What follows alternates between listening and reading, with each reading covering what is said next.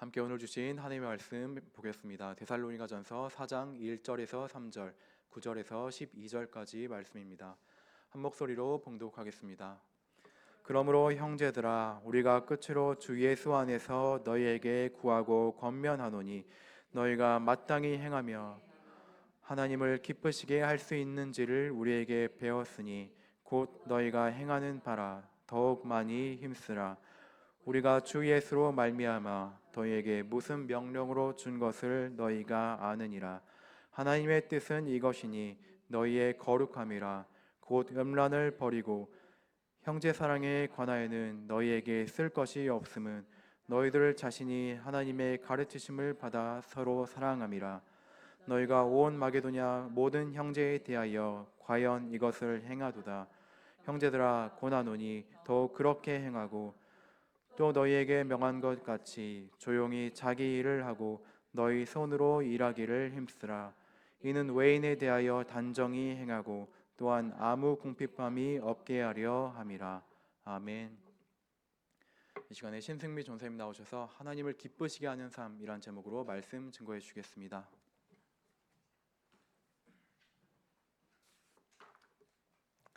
오늘은 벌써 데살로니가전서 4장 말씀 시간입니다.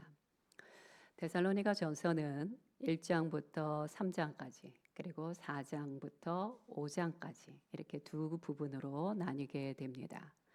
1장부터 3장까지는 데살로니가 성도들에게 있었던 그 놀라운 헌신, 그리고 핍박 중에도 그것을 잘 견디고 예수 그리스도의 재림을 향하여 나아갔던 그들의 참으로 길일 만한 그 장점들에 대해서 칭찬하는 부분이 나옵니다. 하지만 4장과 5장에는요, 데살로니가 성도들이 갖고 있는 문제점, 그 문제들에 대한 권면이 나오는 것을 볼 수가 있습니다. 데살로니가 성도들은 어쨌든 그들이 이교도의 문화 가운데 살고 있었습니다. 그러다 보니까 그들은 성적인 문제에 대해서 어떤 성경적인 기준을 제시할 필요가 있었던 거죠. 또 두 번째, 그들은 예수 그리스도의 재림은 기다리긴 했지만 예수 그리스도의 재림과 부활에 대한 오해를 갖고 있는 부분이 있었어요. 그 오해 때문에 나타난 그들의 신앙과 삶의 문제점들을 제시하고 권면하는 것이 바로 오늘의 본문 말씀 4장의 말씀입니다. 자, 그리스도인의 삶의 기본 원칙은 오늘 4장 1절에서 뭐라고 얘기하고 있냐면 하나님을 기쁘시게 하는 삶이다 라고 그렇게 말하고 계십니다. 바울 선교팀이 데살로니가 성도들에게 보여주었던 모든 행동들의 가장 기본 동기가 무엇이었을까요? 그것은 바로 하나님을 기쁘시게 하는 그런 행동이었다는 것입니다. 자, 마음의 동기에서부터 올바르게 출발을 해야 올바른 방향을 향하여 나아갈 수 있게 되는 것입니다. 데살로니가 성도들은 지금부터 잘해왔습니다. 지금까지 아주 잘해왔어요. 하지만 거기에 만족하지 말고 더욱더 분발하라고 사도 바울은 얘기하십니다. 데살로니가 4장 1절 후반절 짧은 말씀만 함께 보겠습니다. 시작. 뭐라고 얘기하십니까? 더욱 많이 힘쓰라. 그 어떤 교회보다도 바울의 칭찬을 정말 많이 1장과 2장과 3장에서 정말 많이 들었던 데살로니가 교회임에도 불구하고 사도 바울은 그들을 향하여 뭐라고 얘기합니까? 더욱 많이 힘써라. 뭘 더욱 많이 힘쓰라고 하는 것입니까? 하나님을 기쁘시게 하는 일에 대하여 너희가 더욱 힘써야 된다. 이렇게 말하고 있는 것입니다. 그들이 더욱 힘써야 되는 이유도 있습니다. 그 이유는 뭐냐면요, 그 당시에 데살로니가 성도들의 그 경제적인 수준이 어땠냐면 굉장히 힘들었어요. 가난하고 핍절했습니다. 피폐했어요. 또 정치적인 환경은 어땠냐? 정치적이고 종교적인 그 분위기는 황제 숭배를 하라는 압박이 계속 왔다는 것이에요. 황제 숭배를 하지 않게 될 때 그들의 안 그래도 그 피폐한 경제적인 상황이 더 힘겨워지고 뭐 장사하는데 어려움을 겪게 된다든지 혹은 주변 사람들로부터 위협을 받는다든지 이런 여러 가지 환경적으로 죄악 가운데 끌려 들어갈 수밖에 없는 여러 환경들이 있었기 때문에 데살로니가 성도들을 향하여 여러분 지금까지도 잘해 오셨지만 더욱더 힘쓰셔야 됩니다. 그렇게 권면하고 있는 것입니다. 자, 바울은요, 이제 데살로니가 성도들에 대하여 아주 간단 명료하게 이야기를 해줍니다. 뭐라고 얘기합니까? 그 기본이 데살로니가전서 4장 3절 말씀입니다. 함께 보도록 하겠습니다. 시작. 하나님의 뜻은 이것이니 너희의 거룩함이라 곧 음란을 버리고. 아주 간단하게 얘기하시죠. 하나님의 너희를 향하신 뜻이 무엇이냐? 그것은 거룩함이다. 근데 이제 정확한 적용점을 찍어줍니다. 너희는 음란을 버려야 된다라고 얘기하십니다. 자, 3절부터 8절까지가 계속해서 이 성적인 하나님 앞에서의 성결함에 대한 부분이 계속해서 나오게 됩니다. 그리고 구체적인 적용점도 나오게 되죠. 자, 성적인 순결은 무엇입니까? 이 성적인 순결, 3절부터 8절까지의 이야기를 한마디로 얘기하면 거룩함이라고 한 단어로 요약할 수 있습니다. 거룩함을 가리키는 지시대명사 이것이 헬라어로 투토라고 합니다. 이 투토, 이라는 것은 본절의 맨 앞에 나와서 바로 이것이야말로 하고 강조하고 있는 것이에요. 이것이야말로 하나님이 원하시는 뜻입니다. 이것을 강조하는 게 투토, 이것이야말로입니다. 하나님께서 우리에게 원하시는 건 뭐라고요? 거룩함이에요. 자, 그럼 이 거룩함이 구체적으로 무슨 뜻인지 한번 살펴보겠습니다. 거룩함으로 번역된 헬라어 하기아스모스는 대다수의 영어권에 있는 성경에는 뭐라고 얘기하냐면 sanctification, 성화라고 그렇게 이야기하고 있습니다. 기록되어 있어요. 이 성화라는 것은 무엇이냐? 어떤 일시적인 성결이 아니에요. 내가 오늘 하루만 성결하게 살고 내일은 마음대로 이거는 아니라는 거예요. 이 거룩함, 성화, 이 sanctification의 뜻은 무엇이냐면 지속적인 매일매일의 거룩함, 경건함, 성결함을 뜻하는 것입니다.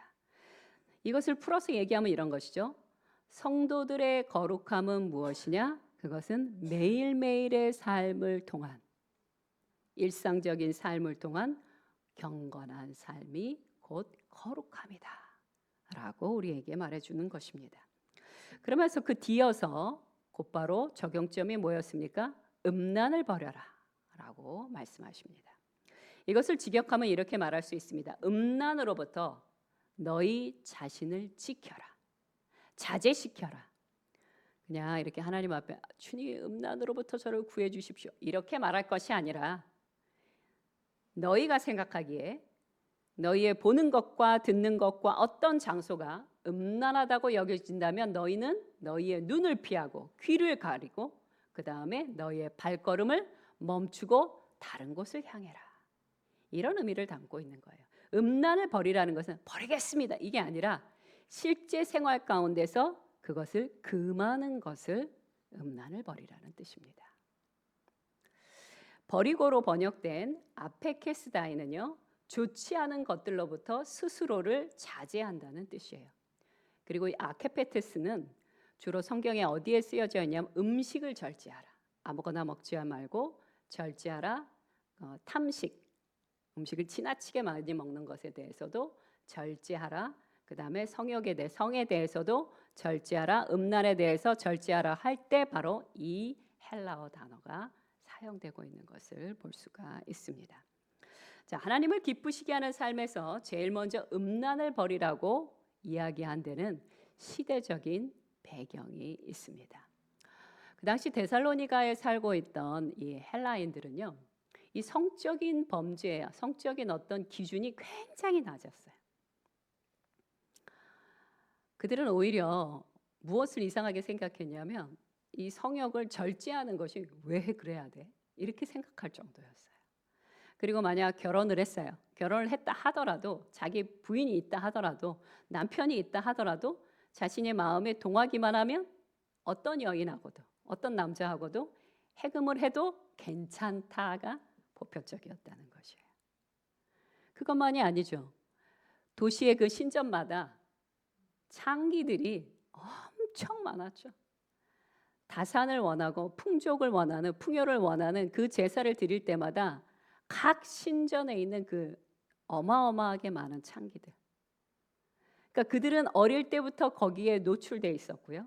그런 삶을 들었고 그런 삶을 경험하며 살아왔습니다. 그러다 보니까 이 데살로니가 성도들은 다른 지역에 살고 있던 성도들보다 이 성적인 민감도가 굉장히 떨어져 있었어요. 그것을 너무나 잘 알고 있던 사도 바울은 그들에게 거룩함에 대하여, 경건함에 대하여 이야기를 했을 때 첫 번째로 언급한 것이 무엇이냐? 음란을 버려라 라는 것부터 시작을 하셨던 것입니다.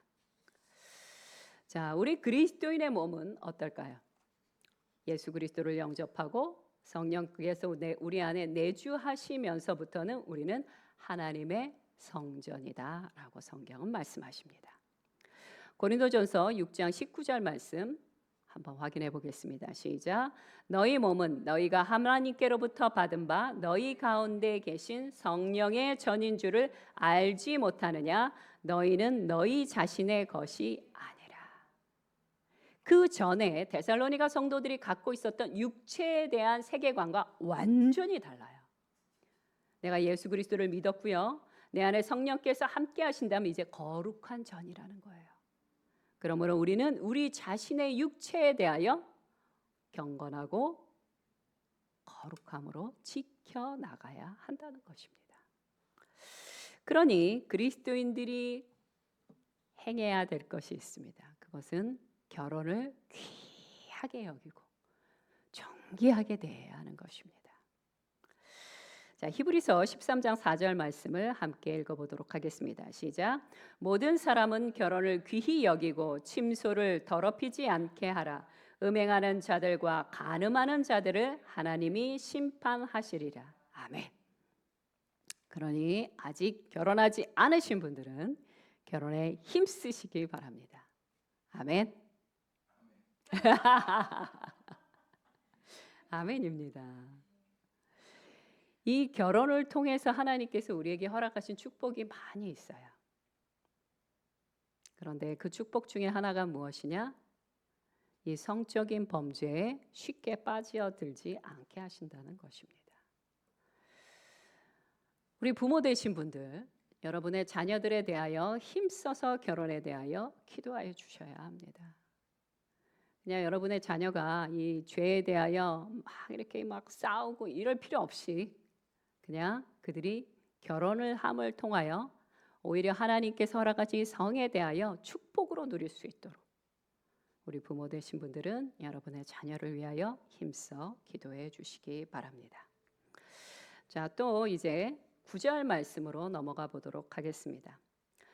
데살로니가전서 4장 9절에서 바울은 데살로니가 교회에 대해서 뭐라고 얘기하십니까? 형제 사랑에 대해서는 내가 너희에게 더 이상 기록할 것이 없다.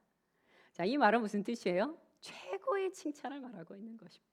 너희는 정말 서로 사랑하는 하나님께서 너희에게 주신 그 사랑에 대해서는 더 이상 말할 필요도 없다. 내가 너희에게 대하여 1장부터 3장까지 계속해서 그것에 대하여 칭찬하고 하나님께 감사를 올려드렸다.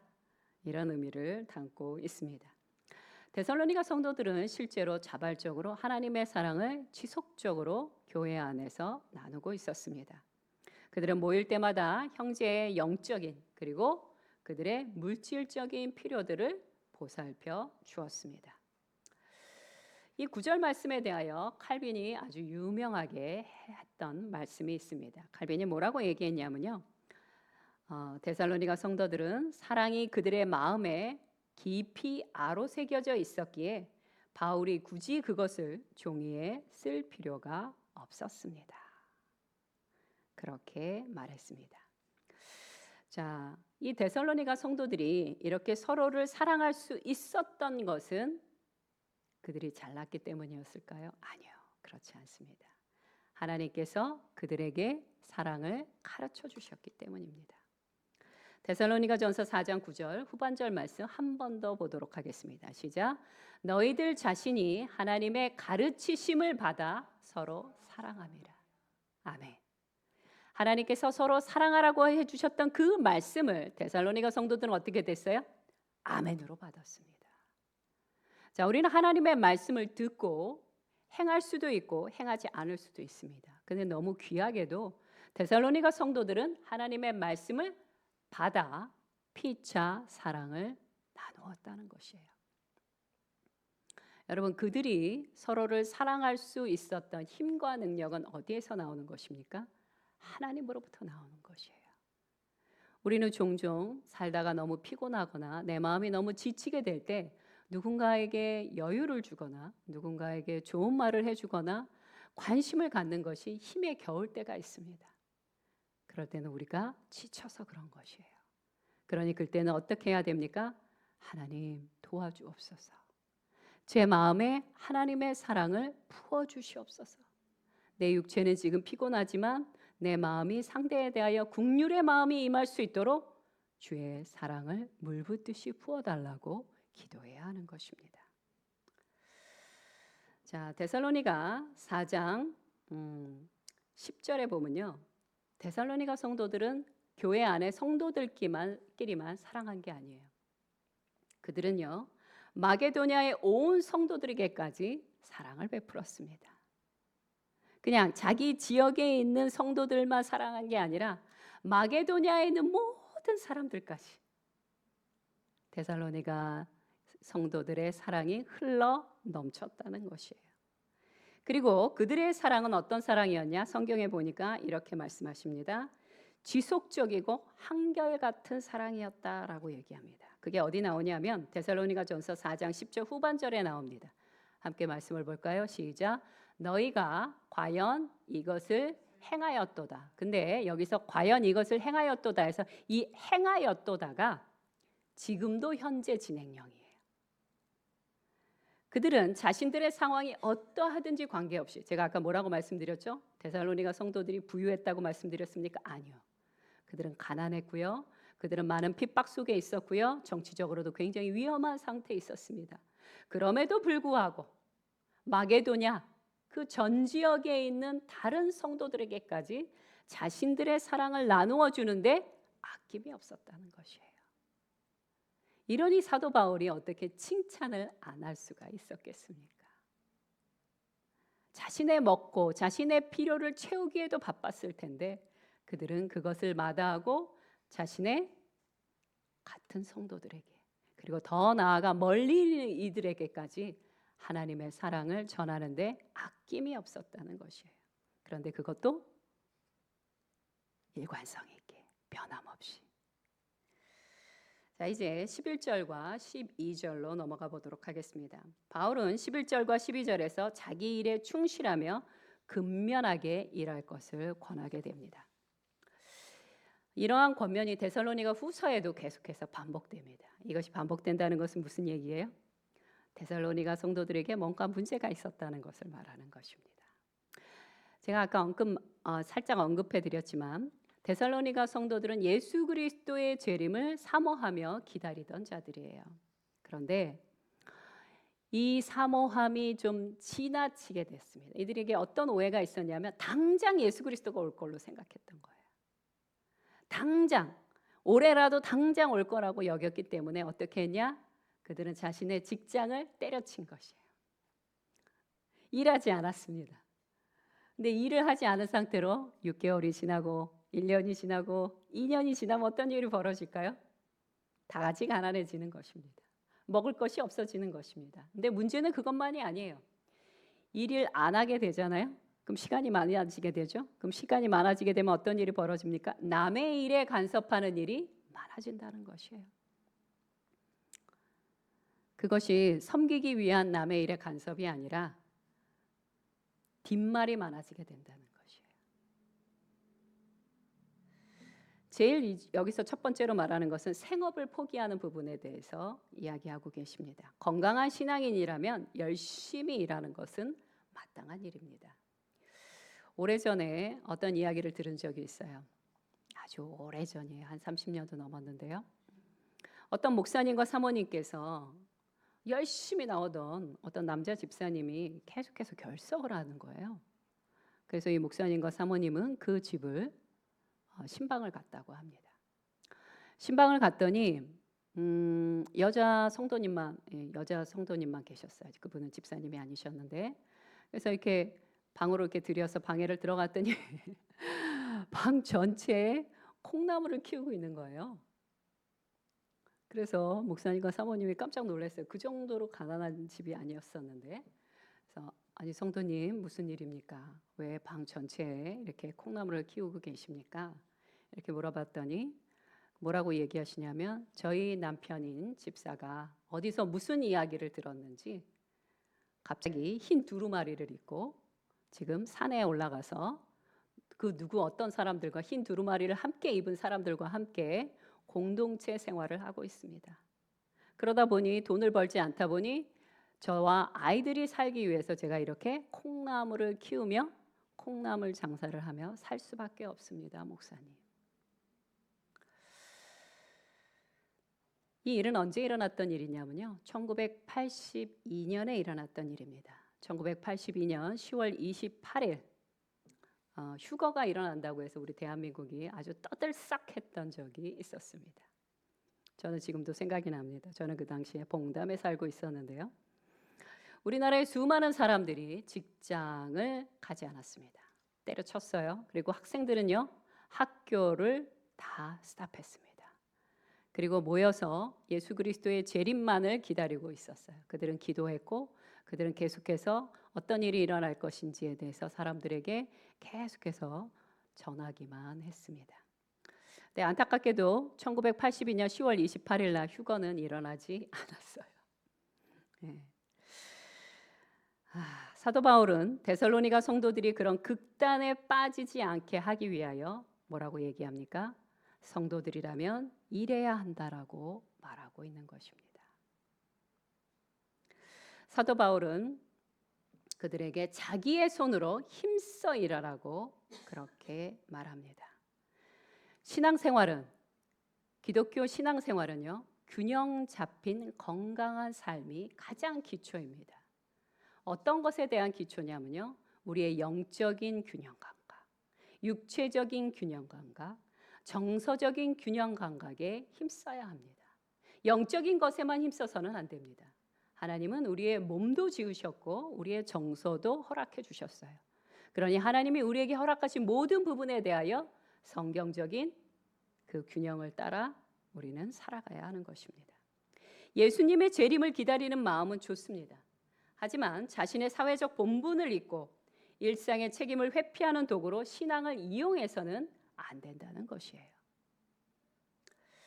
자, 데살로니가 성도들이 살고 있던 그 당시에 어떤 일이 있었냐면요. 노예들이 주인이 예수 그리스도를 믿게 되자 그 다음부터 태도가 바뀌기 시작했어요. 형제여 형제여 하면서 집에서 일을 하지 않았다는 것입니다. 여러분, 교회 안에서 형제라고 부르고 자매라고 부르면서 서로가 동등하게 지내고 있는 것은 아름다운 일입니다. 그러나 집에 가서 자신의 맡겨진 일을 해야 하는 것은 마땅한 일이라는 것입니다. 우리는 신앙인이기에 더 부지런히 하나님 아버지 앞에서 일해야 합니다. 신앙을 빙자해서 내 의무와 책임을 회피하는 것은 어리석은 죄입니다. 데살로니가전서 4장 11절 후반절 말씀만 함께 읽도록 하겠습니다. 시작. 조용히 자기 일을 하고 너희 손으로 일하기를 힘쓰라. 아멘. 자, 당시 헬라 세계의 노동관을 살짝 살펴보도록 하겠습니다. 자, 아까도 제가 말씀드렸지만 그 당시는 노예가 있던 시절이에요. 그러다 보니까 자유인들은 어떤 사상관을 갖고 있었냐면 내 손으로 직접 뭔가 노동을 하는 것은 비천한 일이라고 생각을 했어요. 이런 생각이 깔려 있다 보니까 데살로니가 성도들이 구원을 받고 교회 안에 왔을 때 그들은 아무도 일을 하려고 하지 않았다는 것이에요. 밖에 나가서 생업도 그만두었지만 실제로 교회 안에서 자신의 손으로 노동을 해야 되는 순간에도 일을 하려는 생각 자체가 없었어요. 바울은 이런 모습에 대하여 책망하며 뭐라고 얘기합니까? 너는 너의 손으로 직접 너의 일을 행하거라 라고 일부러 자기의 손이라는 말을 붙여가며 설명을 하고 계십니다. 자, 데살로니가 성도들이여 뭐라고 얘기합니까? 데살로니가 성도들이여 조용히 자신에게 맡겨진 일을 하십시오. 남의 일에 간섭하지 말고 자신의 손으로 직접 일하기를 열망하시기 바랍니다. 이렇게 소리 높여 외치고 있습니다. 디모데전서 5장 13절 말씀을 함께 보도록 하겠습니다. 시작. 또 그들은 게으름을 익혀 집집으로 돌아다니고 게으를 뿐 아니라 쓸데없는 말을 하며 일을 만들며 마땅히 아니할 말을 하나니. 아멘. 우리는 주님이 재림하시는 그날까지 일해야 합니다. 노동은 하나님께서 우리에게 주신 어떤 죄의 결과로 주신 게 아니에요. 노동은 하나님의 축복입니다. 무엇을 보고 알 수 있습니까? 아담이 에덴에서 일하였던 것을 보면 알 수 있어요. 우리는 노동을 통하여 열매를 얻고 우리는 노동을 통하여 나의 효능감을 갖게 되는 것입니다. 그리스도인이 차분히 자기 직업에 성실히 일하며 살아가야 하는 목적이 어디에 나오느냐? 12절에 나옵니다. 12절을 가만히 보면요. 첫 번째 목적은 무엇이냐면 12절 초반절에 있습니다. 함께 읽어보겠습니다. 시작. 외인에 대하여 단정히 행하기 위함이라. 이것이 바로 그리스도인들이 노동을 해야 하는 일이에요. 그냥 노동 아니고요. 열심히 최선을 다해서 하는 노동이에요. 그 첫 번째 목적 뭐라고요? 외인에 대하여 단정히 행하기 위함이라. 여기서 외인은 누구를 말할까요? 믿지 않는 자들. 모든 믿지 않는 자들을 통칭해서 외인이라고 말하고 있습니다. 자, 단정이란 무슨 뜻입니까? 품위 있게, 모양새 있게, 적절하게. 저는 이렇게 표현하고 싶어요. 외인에 대하여 품위 있게 행하기 바랍니다. 여러분, 품위 있게 살아야 합니다. 왜 품위 있게 살아야 됩니까?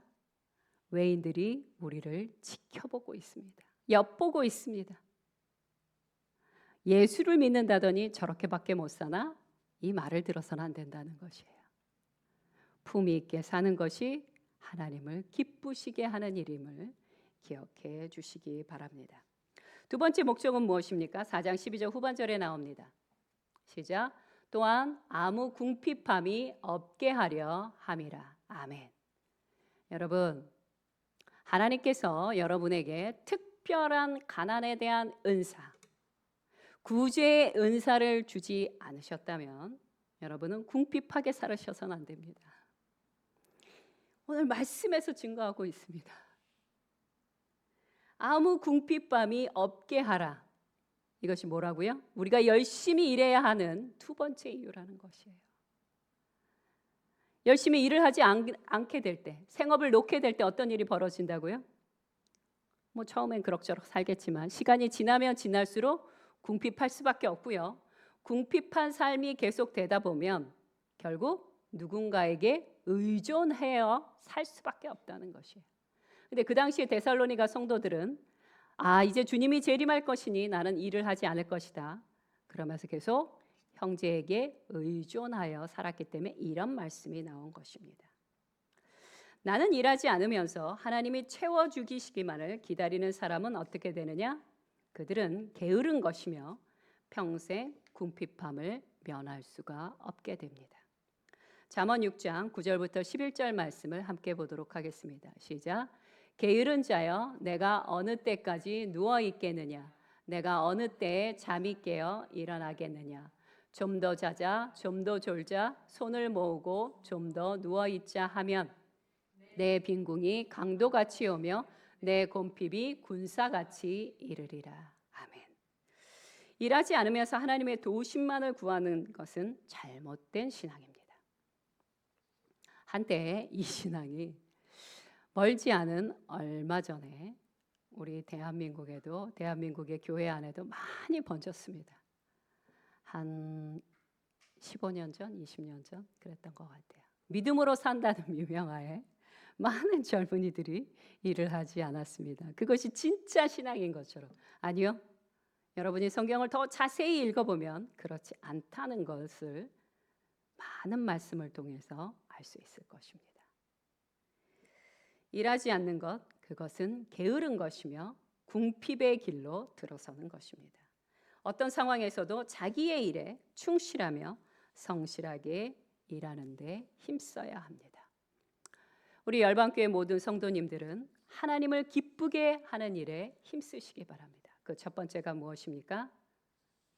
거룩한 성화의 과정으로 나아가야 하는 것입니다. 두 번째는 무엇입니까?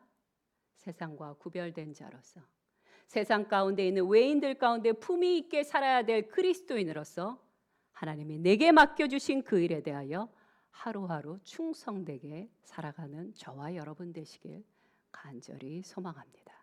함께 기도하겠습니다. 첫 번째 기도 제목은 이것입니다. 음란한 이 시대에 진리의 말씀으로 깨어있게 하여 주시옵소서.